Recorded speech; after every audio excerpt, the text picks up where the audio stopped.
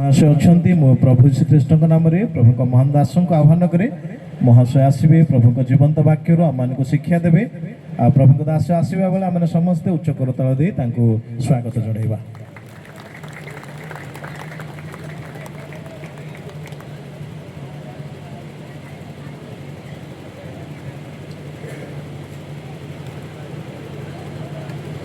आसतु नीरवता रक्षा करने चेष्टा करूँ जो मैंने अंतत पुलपिट पाखापाखि डाइस पाखापाखि अच्छा से मैंने नीरवता रक्षा करने को पड़ो ही पड़ो कारण आवाज आम ऊपर को आसुची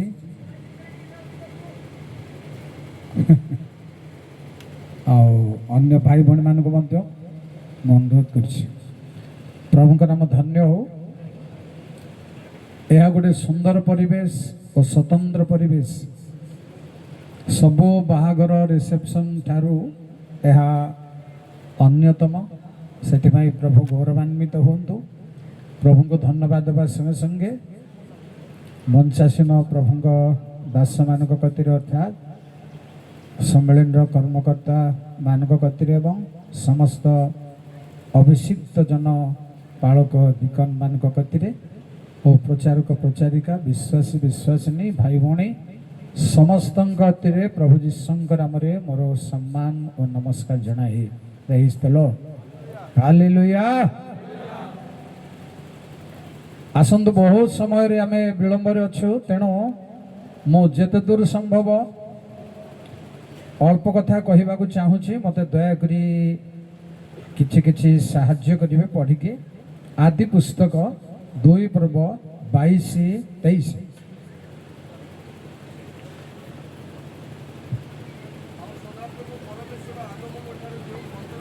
सदा प्रभु परमेश्वर आदम ठारू जो पंजर खंडिक नेले द्वारा एक स्त्री निर्माण करी आदम निकट को आनिले।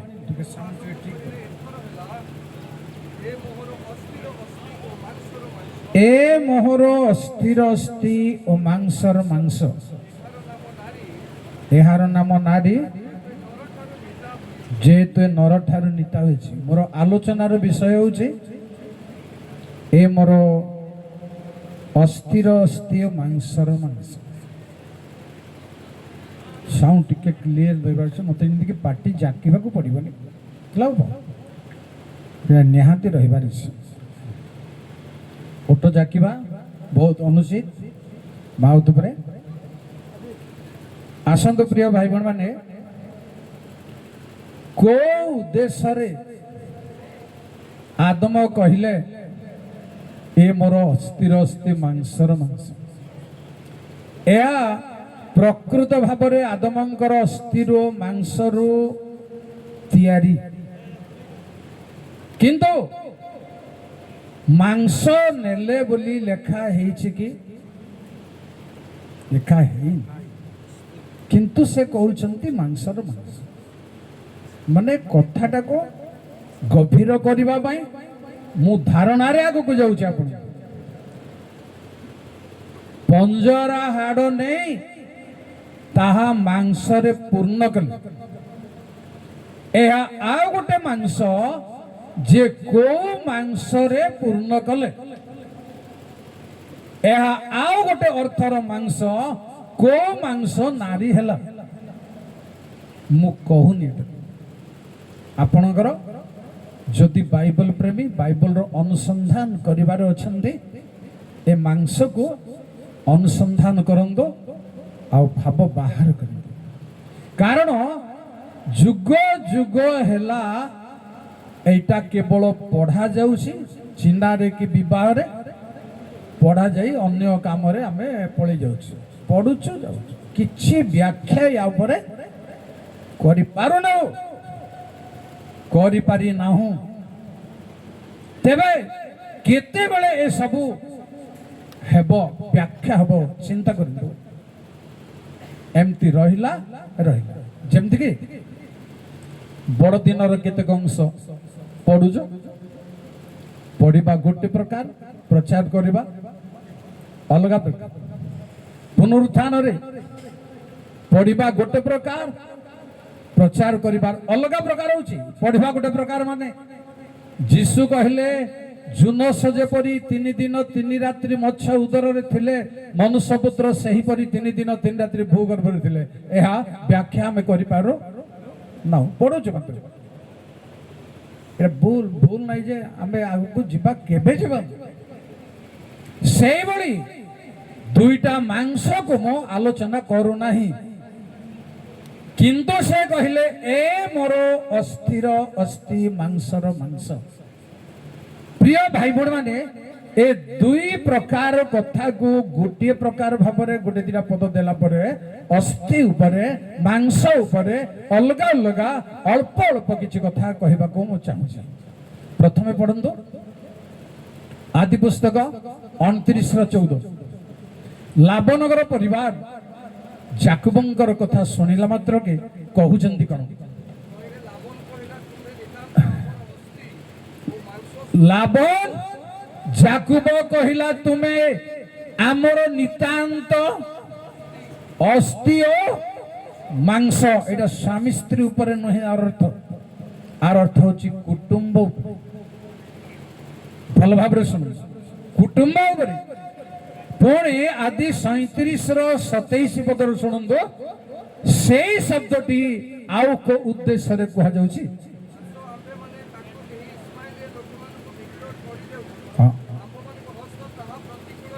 भाई माने जोसेफंग विषय कहले हमर हस्तता प्रतिकूल रे नटु ए आउची भातृभाव परिवार कुटुंबर भावर अर्थ अस्थि मांसरे जोग अछि प्रिय भाई बहन माने ता द्वितीय कथा होची भातृभाव तृतीय कथा सुनंदो प्रथम वंशावली 11 पर्वर 1 जय प्रभु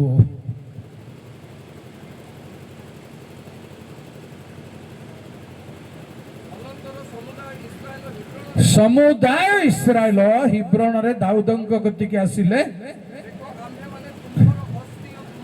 कहले आमे तुमरो गोष्ठी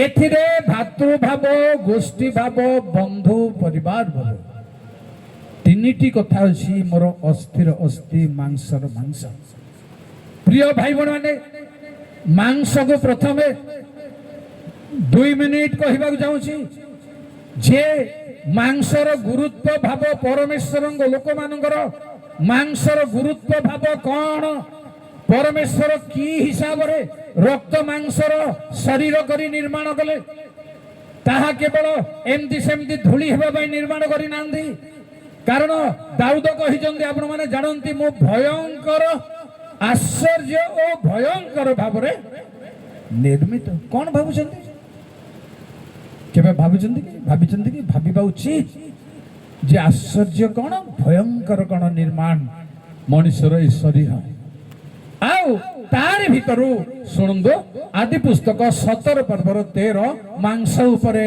प्राधान्यता दे प्रेज द लॉर्ड अवश्य सुन्नत हेबो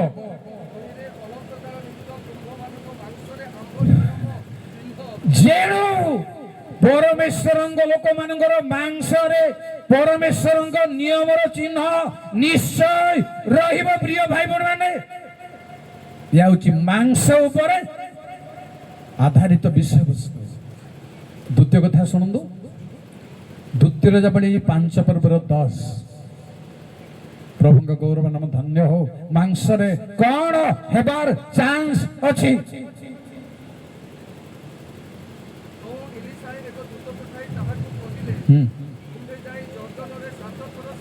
इलिशा नामान कहले जर्दन रे 7 थर स्नान कर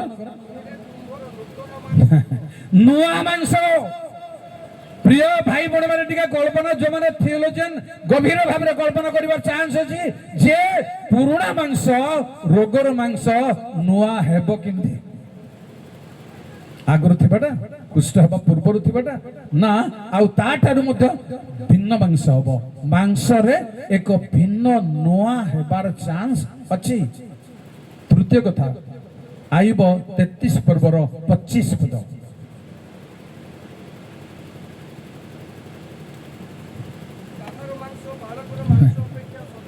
ପ୍ରେଜ୍ ଦ ଲର୍ଡ। ମାଂସ ସତେଜ ହେବାର ଚାନ୍ସ ଅଛି ପ୍ରିୟ ଭାଇ ଭଉଣୀ ମାନେ।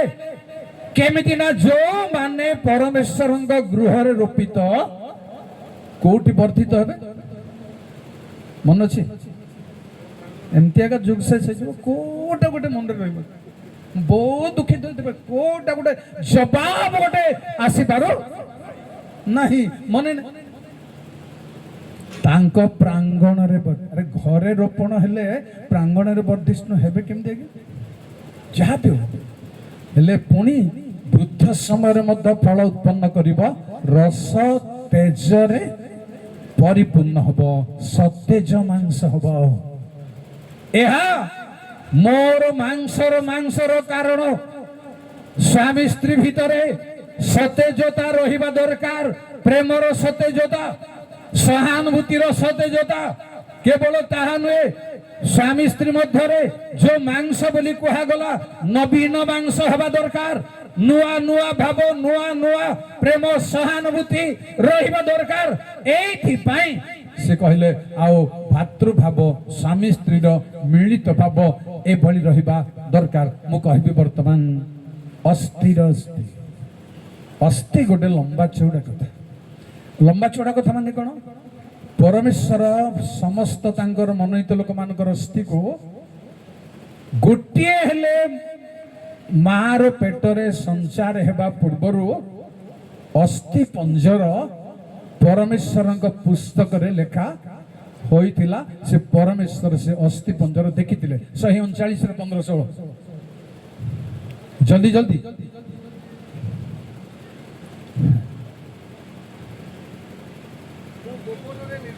ଗୋପନରେ ନିର୍ମିତ, ପୃଥିବୀର ଅଧସ୍ଥାନରେ ଶିଳ୍ପିତ ହେବା ସମୟରେ ପ୍ରଥମ କଥା ହେଉଛି ମଣିଷ ଗର୍ଭରେ ତିଆରି ହେବା ପୂର୍ବରୁ ଆମର ଅସ୍ଥି ପଞ୍ଜର ପରମେଶ୍ୱରଙ୍କ ଠାରୁ ଗୁପ୍ତ ନଥିଲା। ପୁଣି ଶୁଣନ୍ତୁ,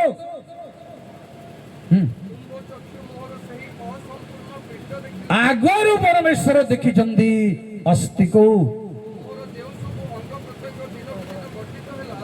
ତନ୍ମଧ୍ୟରୁ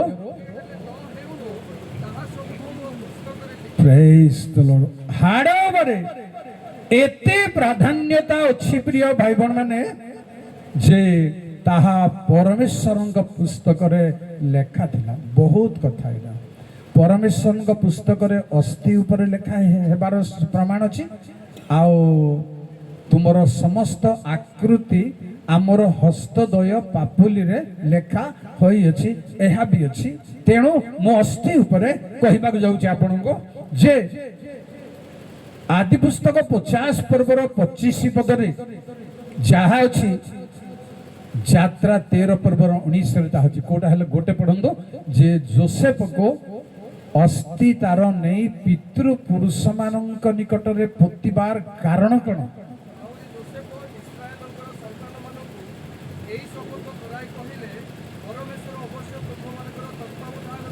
କରିବେ କଣ ପାଇଁ? କଣ ପର୍ଯ୍ୟନ୍ତ ଭାବିଛନ୍ତି ବାଇବଲ ଉପରେ ଆପଣ? ବାଇବଲ ବିଜ୍ଞ ମାନେ, ଶିକ୍ଷକ ମାନେ, ପ୍ରଚାରକ ମାନେ କଣ ଭାବିଛନ୍ତି? କଣ ପାଇଁ ହାଡ଼ ନେବ? କିଛି କାରଣ ନଥିଲା ହାଡ଼ କାହିଁକି? କାରଣ ଏବେ ଚିନ୍ତା କରିବା। ପୁଣି ଶୁଣନ୍ତୁ ହାଡ଼ର ମହତ୍ଵ। ଦ୍ୱିତୀୟ ଯାବଳି 21 ପର୍ବର 13। ଜୟ ପ୍ରଭୁ।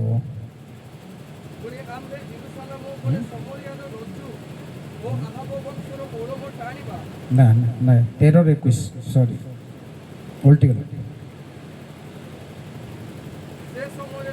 ରାଇଟ। କବର ଦେବା ବେଳେ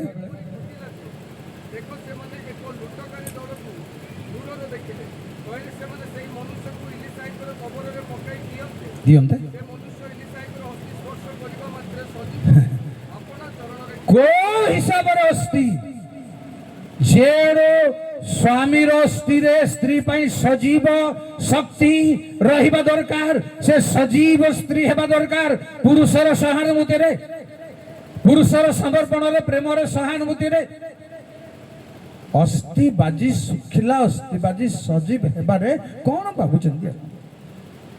କେବଳ ତାହା ନୁହେଁ, ଅସ୍ଥି ଶୁଣନ୍ତୁ, ଗୀତ ସଂହିତା 35 ଗୀତର 10। ଜୟ ସର୍ବଶକ୍ତିମାନ।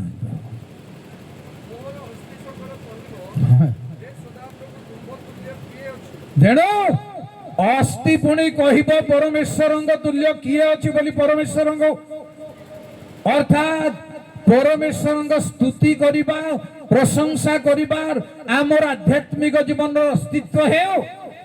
ପୁଣି 51:8 ଜୟ ପ୍ରଭୁ।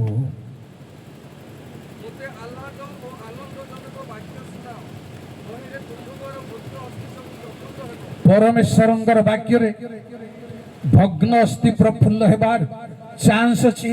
ସେଭଳି ସ୍ତ୍ରୀର ଅସ୍ଥି କିମ୍ବା ନିରୁତ୍ସାହ, ପୁରୁଷର ନିରୁତ୍ସାହ ଅସ୍ଥି ଦୁର୍ବଳ ସ୍ତ୍ରୀ ଦ୍ୱାରା ପ୍ରଫୁଲ୍ଲ ହେବା ଦରକାର ଏବଂ ସ୍ତ୍ରୀର ଦୁର୍ବଳତା ପୁରୁଷର ଦ୍ୱାରା ପ୍ରଫୁଲ୍ଲ ହେବା ଦରକାର, ଖୁସି ରହିବା ଦରକାର, ଶାନ୍ତି ରହିବା ଦରକାର। ପୁଣି ଶୁଣନ୍ତୁ, ଅସ୍ଥି ଉପରେ ପରମେଶ୍ୱରଙ୍କର ଆଶୀର୍ବାଦର ମହତ୍ଵ କ'ଣ ଅଛି? ହିତୋପଦେଶ 15 ପର୍ବର 29। ଜୟ ସର୍ବଶକ୍ତିମାନ ପ୍ରଭୁ।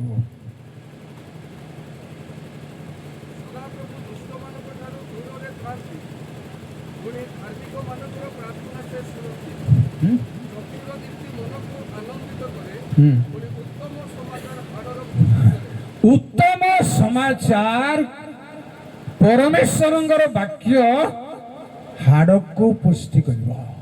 ଏହା ପୁଷ୍ଟିକର ହେବାର ଚାନ୍ସ ଅଛି ବାକ୍ୟରେ। ସେଇଭଳି ଗୁଣ ସ୍ୱାମୀ ସ୍ତ୍ରୀ ପାଖରେ ରହିବା ଦରକାର। ଶେଷ କଥା ହେଉଛି ଆପଣଙ୍କର ଜିସାୟ 58:11 ରାଇଟ୍।